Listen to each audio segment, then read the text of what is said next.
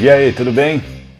Hoje eu vou bater um papo com um cara que tem um canal muito legal sobre quadrinhos e, como eu, curte muito material mais antigo e clássico, o João Roberto, do canal Eu Leio Gibi.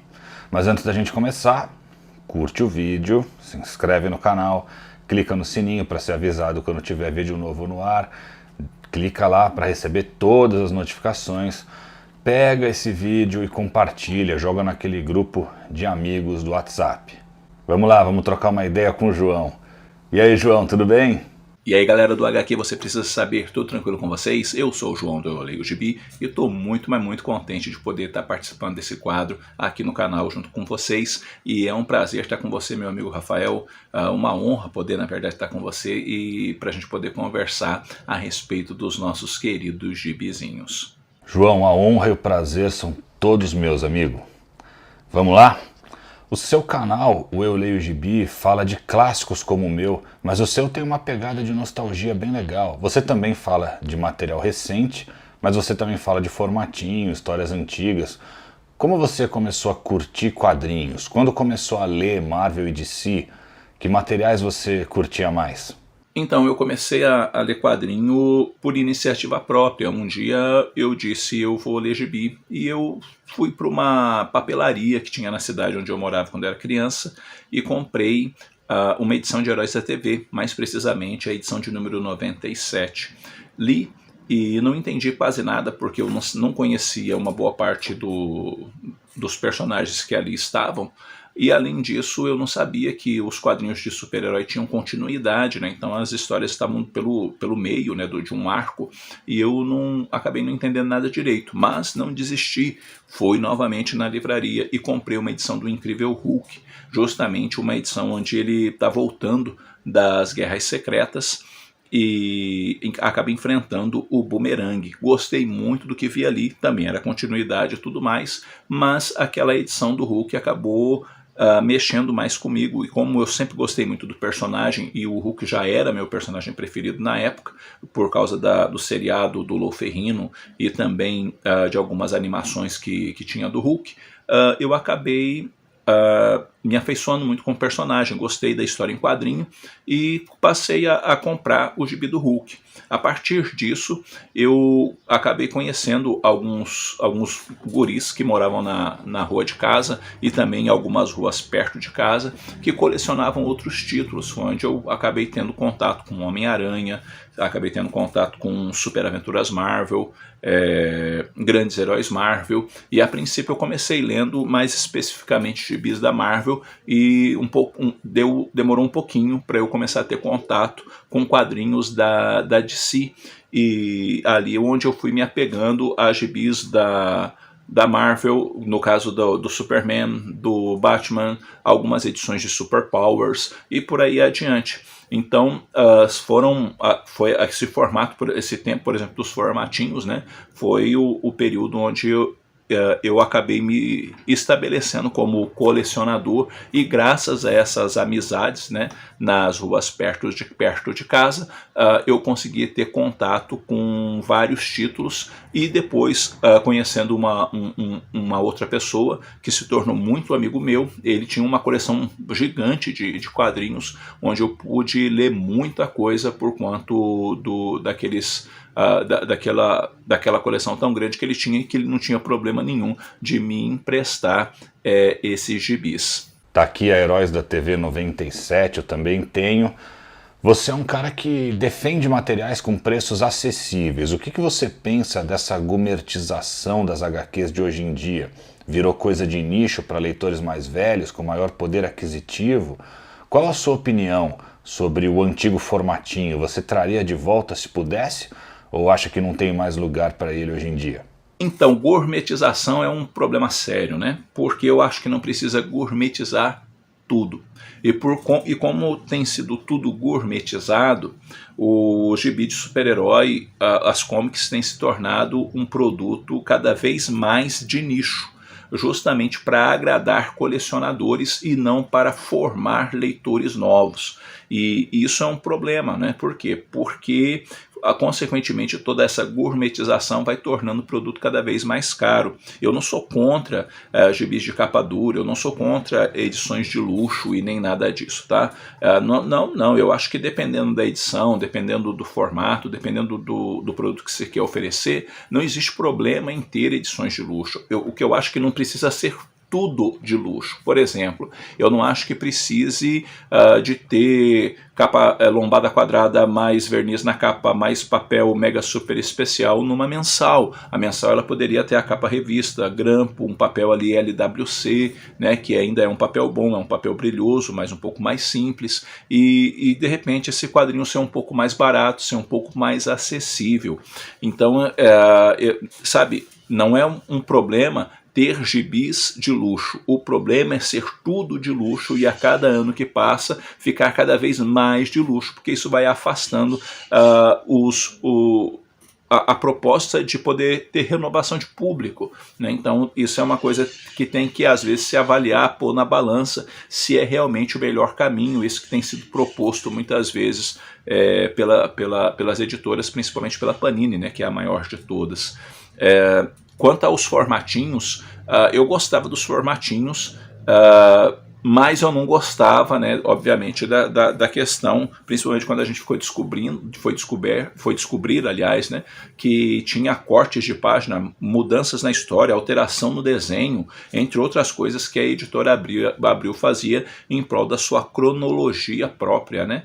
E então isso é uma coisa que me incomoda. Então às vezes eu pego um formatinho para ler, embora ainda eu goste deles, e eu vejo ali uma história de 40, 50 páginas, que tem 3 edições de um determinado personagem ali dentro, a gente sabe que uma dessas edições, pelo menos, foi quase toda mutilada, e isso é ruim.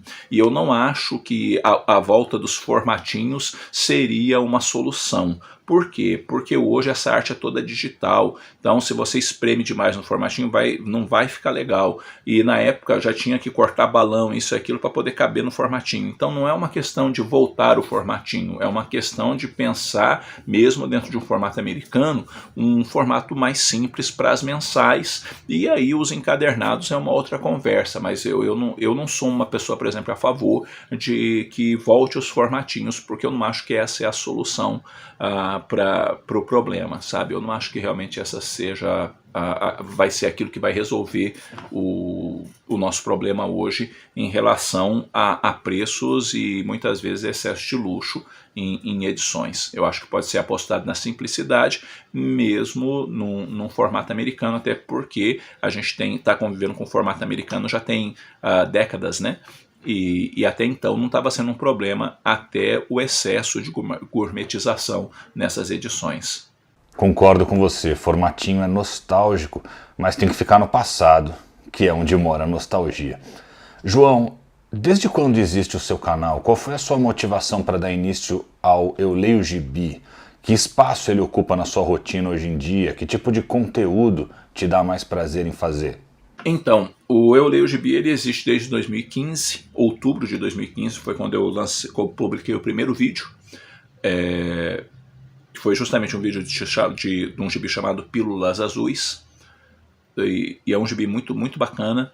E ele nasceu, e o canal ele nasceu dentro da seguinte motivação: eu queria partilhar minhas experiências de leitura e também o pouco que eu sei sobre ser colecionador de quadrinho, né? Ou seja, poder partilhar um pouco da minha própria experiência como colecionador de quadrinho com as pessoas.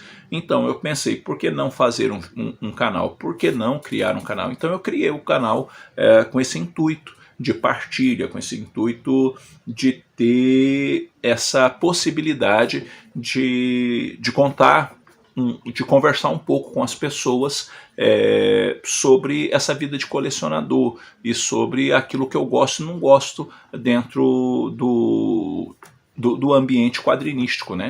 Então tem coisas que a gente aprecia, tem coisas que a gente não aprecia, e eu queria então tornar o Eu Leio Gibi esse espaço de diálogo, de conversa sobre os nossos queridos gibizinhos.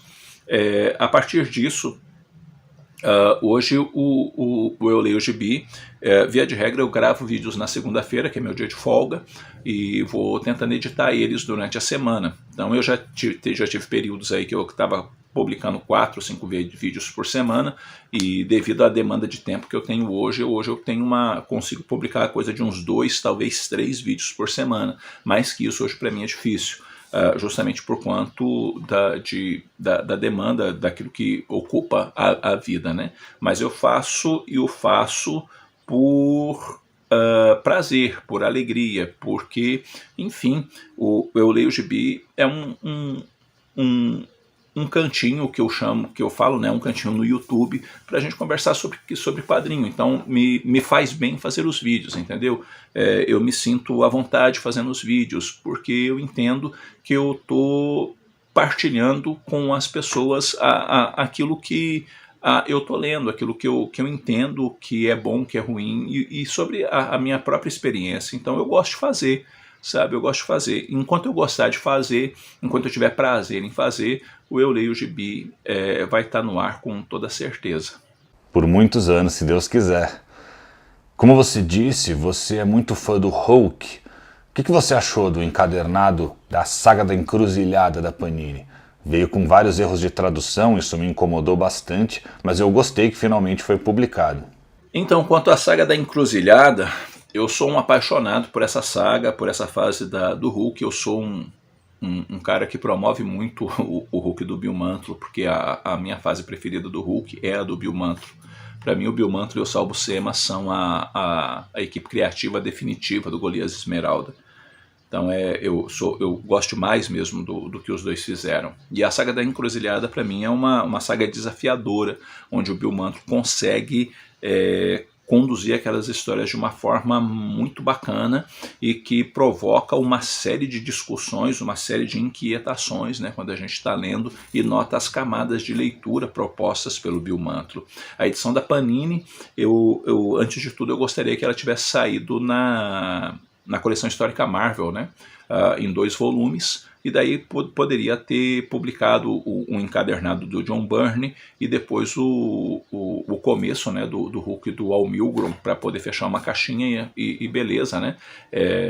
E pronto. Então, mas a Panini tomou um rumo diferente e quis publicar num encadernado de luxo, né? A minha edição eu ganhei de presente do meu filho, e tem erros de português, né? Tem alguns erros ali que são complicados, o que mostra muitas vezes que precisa de mais atenção por parte da galera que faz a edição disso daí, né? Até porque é um gibi caro, não é um gibi barato, então precisa, né, de uma revisão melhor, precisa de um olhar melhor sobre algumas coisas para ficar realmente primoroso a edição, né? Então, se houver uma reimpressão, eu espero que antes de reimprimir eles possam ajustar algumas coisas, corrigir alguns erros de português que ele tem, porque é complicado quando a gente está lendo quadrinho e a gente acaba encontrando essas coisas, né?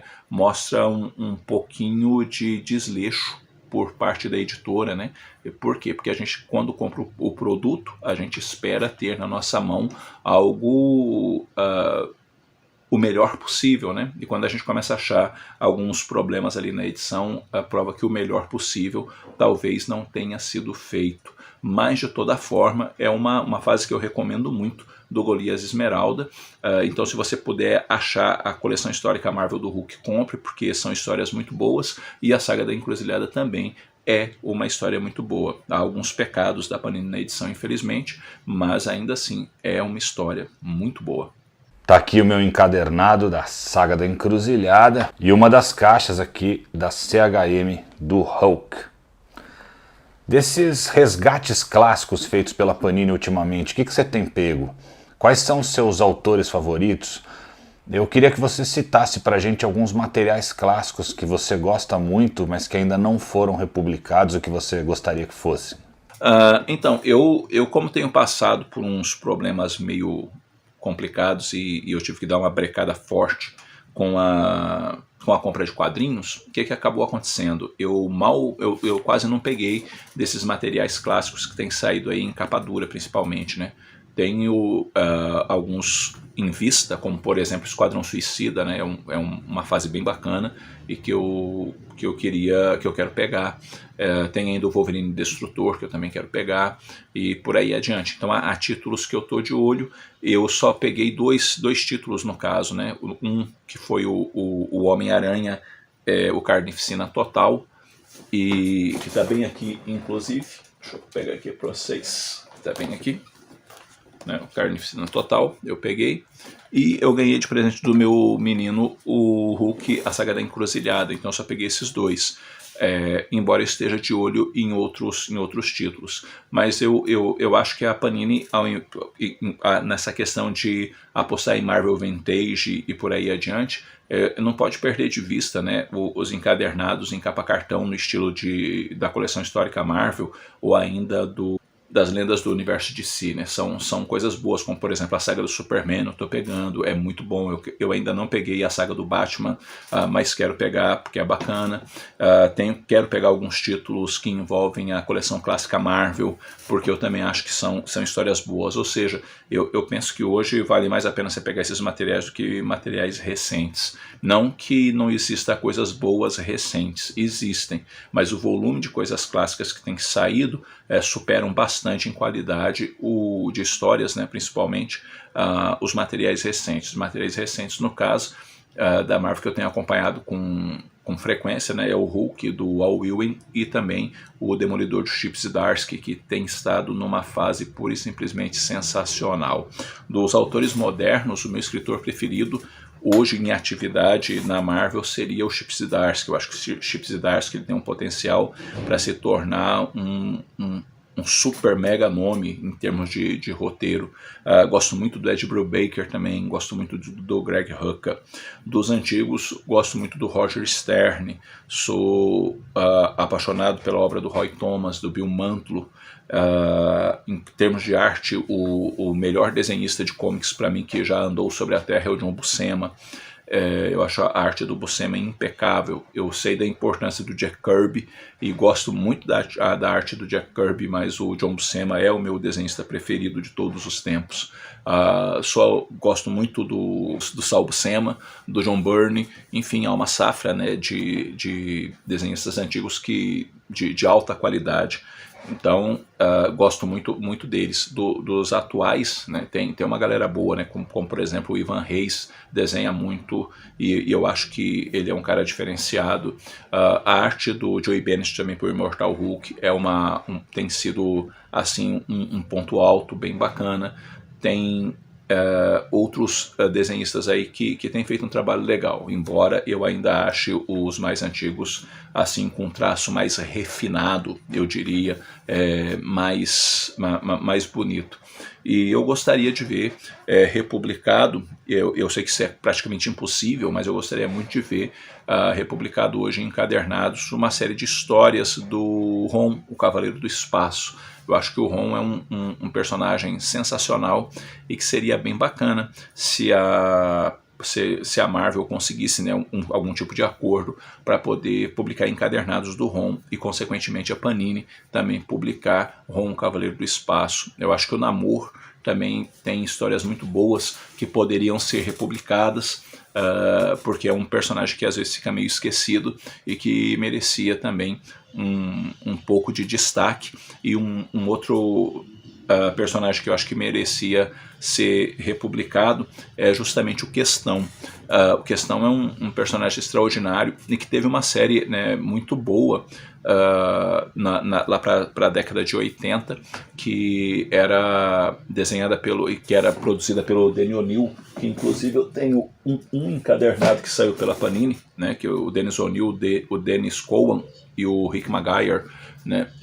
Eu acho que essa fase aqui do Questão merecia ser toda republicada, porque são histórias de alta qualidade. Então eu penso que são histórias que poderiam ser republicadas e que agradaria muito o público em geral.